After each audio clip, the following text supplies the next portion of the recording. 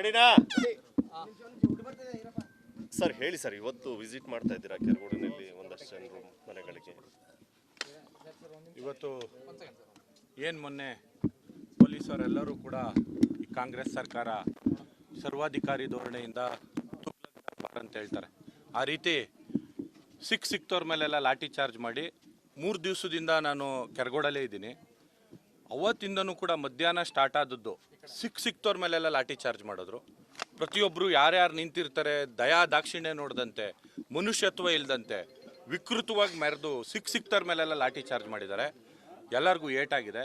ಅವರೆಲ್ಲರನ್ನೂ ಕೂಡ ಯಾರ್ಯಾರು ಲಾಠಿ ಚಾರ್ಜ್ ಆಗಿತ್ತು ಅವರೆಲ್ಲರನ್ನೂ ಕೂಡ ಇವತ್ತು ಮಾತಾಡ್ಸೋಂಥ ಪ್ರಯತ್ನವನ್ನು ನಾವು ಮಾಡ್ತಾ ಇದ್ದೀವಿ.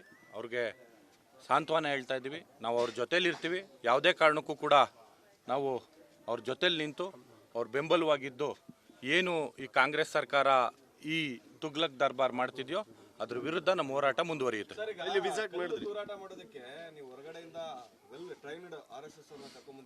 ಈಗ ಇಷ್ಟು ಮನೆಗಳಿಗೆ ನಾವು ಹೋಗ್ತಾ ಇದ್ದೀವಿ, ಇಷ್ಟು ಮನೆಗಳಿಗೂ ಹೋಗ್ತಾ ಇದ್ದೀವಿ. ಇವ್ರಿಗೆಲ್ಲ ಲಾಠಿ ಚಾರ್ಜ್ ಆಗಿದೆ. ಇವರೆಲ್ಲರನ್ನೂ ನಾವು ಪಾಕಿಸ್ತಾನದಿಂದ ಬಂದಿದ್ವಾ ಅಥವಾ ಬಾಂಗ್ಲಾದೇಶದಿಂದ ಬಂದಿದ್ವಾ? ಎಲ್ಲಿಂದ ಬಂದಿದ್ರು ಇವರೆಲ್ಲ? ಕೆರಗೋಡರೇ ತಾನೆ. ಈಗ ನಾನೆಲ್ಲರೂ ಬೇರೆ ಹೋಗಿ ಬೆಂಗಳೂರಲ್ಲೋ ಮೈಸೂರಲ್ಲೋ ಎಲ್ಲಾದರೂ ಬೇರೆ ಕಡೆ ಏನಾದರೂ ನಾನು ಅವ್ರನ್ನ ಹೋಗಿ ಮಾತಾಡ್ಸ್ತಾ ಇದ್ದೀನ? ಯಾರಿಗೆ ಲಾಠಿ ಚಾರ್ಜ್ ಆಗಿದೆ? ಯಾರು ಹೊರಗಡೆ ಒಬ್ಬರನ್ನ ಪ್ರೂವ್ ಮಾಡಿಸಿ ಎಲ್ಲಿಂದಾರು ಹೊರಗಡೆಯಿಂದ ಬಂದವ್ರೆ ಅಂತ. ಒಬ್ಬರು ಯಾರು ಹೊರಗಡೆಯಿಂದ ಬಂದಿದ್ದಾರೆ ಆಯ್ತಾ? ಮಾನ್ಯ ಸ್ಥಳೀಯ ಶಾಸಕರು ನಾನು ಕೇಳ್ತೀನಿ, ನಿಮ್ಮ ಹತ್ರ ದಾಖಲೆ ಇದ್ರೆ ಕೊಡಿ. ಯಾರು ಒಬ್ಬರು ಹೊರಗಡೆಯಿಂದ ಬಂದು ಲಾಠಿ ಏಟ್ ತಿಂದಿರೋರು ಯಾರು ಇದ್ರೆ ದಯಮಾಡಿ ತೋರಿಸಿ. ಯಾರು ಬಂದವರೇ ತೋರಿಸಿ. ಬೆಂಗಳೂರಿಂದ ಯಾರು ಬಂದವರೇ ತೋರಿಸಿ, ಮೈಸೂರಿಂದ ಯಾರು ಬಂದವರೇ ತೋರಿಸಿ. ನಿಮ್ಗೆ ಮೊನ್ನೆ ಜನ ಆಕ್ರೋಶ ಹೆಂಗಿತ್ತು ಅನ್ನೋದನ್ನ ತಾವೇ ಎಲ್ಲ ತಮ್ಮ ಮಾಧ್ಯಮದಲ್ಲಿ ತೋರಿಸಿದಿರಿ. ಯಾವುದೇ ಕಾರಣಕ್ಕೂ ಒಬ್ಬ ಬೇರೆ ಕಡೆಯಿಂದ ಬಂದಿಲ್ಲ, ನಾವು ಯಾರನ್ನೂ ಕರೆದಿಲ್ಲ. ಸ್ವಯಂ ಪ್ರೇರಿತವಾಗಿ ಜನ ಆಕ್ರೋಶ ಅವತ್ತು ಯಾವ ಮಟ್ಟಕ್ಕಿತ್ತು ಅಂದರೆ ನೀವೇ ನೋಡಿದ್ದೀರಿ ಆಯ್ತಾ?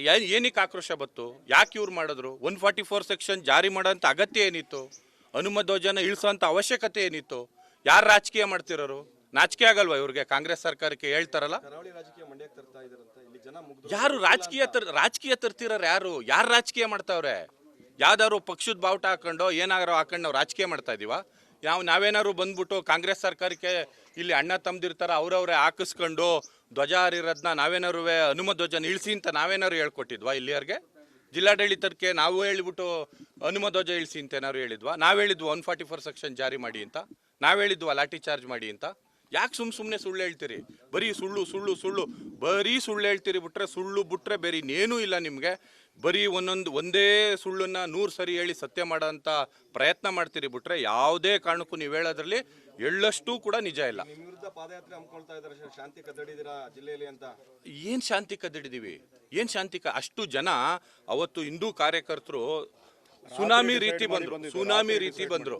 ನಾವು ನಿರ್ಧಾರ ಮಾಡಿದ್ದು ಮೊನ್ನೆ ಅವತ್ತನ್ನ ಸಂಜೆ ನಾವು ಪಾದಯಾತ್ರೆ ಹೊಡ್ತೀವಿ ಅಂತೇಳಿ ನಮ್ಗೆ ಯಾವುದು ಸಮಯ ಸಿಕ್ಕಿಲ್ಲ. ಸ್ವಯಂ ಪ್ರೇರಿತವಾಗಿ ಅಷ್ಟು ಜನ ಬಂದಿದ್ದಾರೆ, ಪಾದಯಾತ್ರೆಯಲ್ಲಿ ಭಾಗವಹಿಸಿದ್ದಾರೆ, ಯಶಸ್ವಿಯಾಗಿದೆ ಪಾದಯಾತ್ರೆ. ಇವರು ಏನು ಒಂದು ಹನುಮ ಧ್ವಜ ಇಳಿಸಿದಾರೋ ಇವತ್ತು ಅವೆಲ್ಲ ನೋಡ್ಬೋದು. ಹಳ್ಳಿಲೂ ಕೂಡ ಮನೆ ಮೇಲೆ ಹನುಮ ಧ್ವಜನ ಹಾಕ್ತಾ ಇದ್ದಾರೆ. ಮುಂದೊಂದು ದಿವಸಗಳಲ್ಲಿ ಲಕ್ಷಾಂತರದ ಮನೆಗಳ ಮೇಲೆ ಹನುಮ ಧ್ವಜ ಹಾರಾಡ್ತದೆ. ಅದು ಯಾರಿಗೆ ತಾಕತ್ತಿದ್ರೆ ಕಾಂಗ್ರೆಸ್ ಸರ್ಕಾರಕ್ಕೆ ಬಂದು ತಡೀಲಿ ನೋಡೋಣ. ಸರ್, ಈಗ ವಿಸಿಟ್ ಮಾಡಿದ್ರಿ, ವ್ಯಕ್ತಿ ಬೇಸರ ವ್ಯಕ್ತಪಡಿಸ್ತಾ ಇದ್ರು. ಅಲ್ಲ, ನಾವು ಅದೇ ಒಬ್ಬ 9ನೇ ಕ್ಲಾಸ್ ಹುಡುಗನ್ನ ಬೆಳಗಿನ ಜಾವದಲ್ಲಿ ಬಂದು ಕರ್ಕೊಂಡು ಹೋಗೋಂಥ ಅಗತ್ಯ ಏನಿದೆ? ಪೊಲೀಸರು ಕರ್ಕೊಂಡು ಹೋಗಿದ್ದಾರೆ ಬಂದು. ಏನು ಅಗತ್ಯ ಏನಿದೆ? ಮೈನರು 9ನೇ ಕ್ಲಾಸ್ ಓದ್ತಿರೋ ಹುಡುಗ ಏನು ಮಾಡಿದಾನ? ಅವ್ನಿಗೆ ಪ್ರಪಂಚ ಜ್ಞಾನನೇ ಇಲ್ಲ.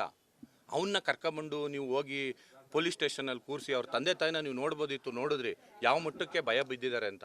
ಯಾಕೆ ಈ ಥರ ಎದುರಿಸೋಂಥ ಪ್ರಯತ್ನ ಮಾಡ್ತೀರಿ? ಯಾಕೆ ಈ ಥರ ಭಯ ಬೀಳ್ಸೋಂಥ ಪ್ರಯತ್ನ ಮಾಡ್ತೀರಿ?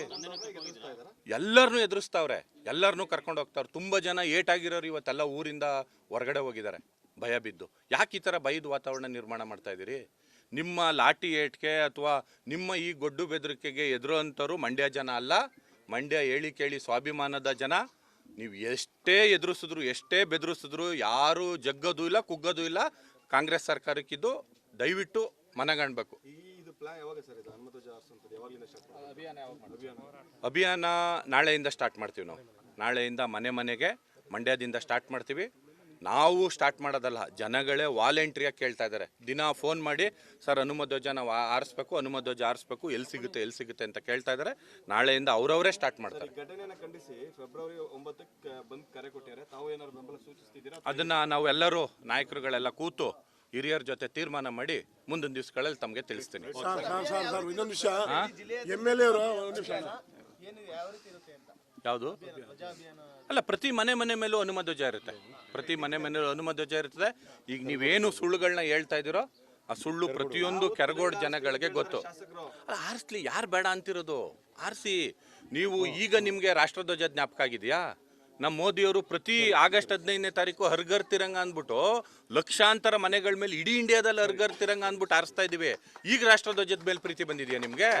ಮೊದಲೆಲ್ಲ ರಾಷ್ಟ್ರಧ್ವಜ ಎಲ್ಲಿತ್ತು ನಿಮಗೆ? ಒಂದೇ ಒಂದು ಪ್ರೀತಿ ಇತ್ತಾ? ನಮ್ಗೆ ಹೇಳ್ಕೊಡ್ತೀರಾ ನೀವು ರಾಷ್ಟ್ರಧ್ವಜದ ಮೇಲೆ ಪ್ರೀತಿನ? ನಾವು ಬಾಯಿ ತೆಗೆದ್ರೆ ಭಾರತ್ ಮಾತಾ ಕಿ ಜೈ ಅಂತೀವಿ.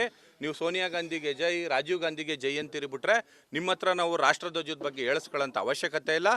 ನಿಮ್ಮ ಸುಳ್ಳನ್ನ ನೀವೇನು ಮಾಡಿದಿರಿ, ಆ ಒಂದು ಅನಾಚಾರನ ಮುಚ್ಕೊಳ್ಳೋಕ್ಕೋಸ್ಕರ ರಾಷ್ಟ್ರಧ್ವಜನ ಮುಂದೆ ಇಟ್ಕೊಂಡು ರಾಜಕೀಯ ಮಾಡ್ತಾ ಇದ್ದೀರಲ್ಲ, ನಿಮ್ಗೆ ನಾಚಿಕೆ ಆಗಬೇಕು, ನಿಮ್ಗಳಿಗೆ ಏಸಿಕೆ ಆಗಬೇಕು.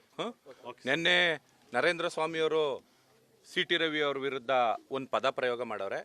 ಅದು ಅವರ ಕಾಂಗ್ರೆಸ್ನ ಸಂಸ್ಕೃತಿ, ಕಾಂಗ್ರೆಸ್ನ ಸಂಸ್ಕಾರ ಅಂತ ಹೇಳಕ್ಕೆ ಇಷ್ಟಪಡ್ತೀನಿ. ಆಯ್ತಾ?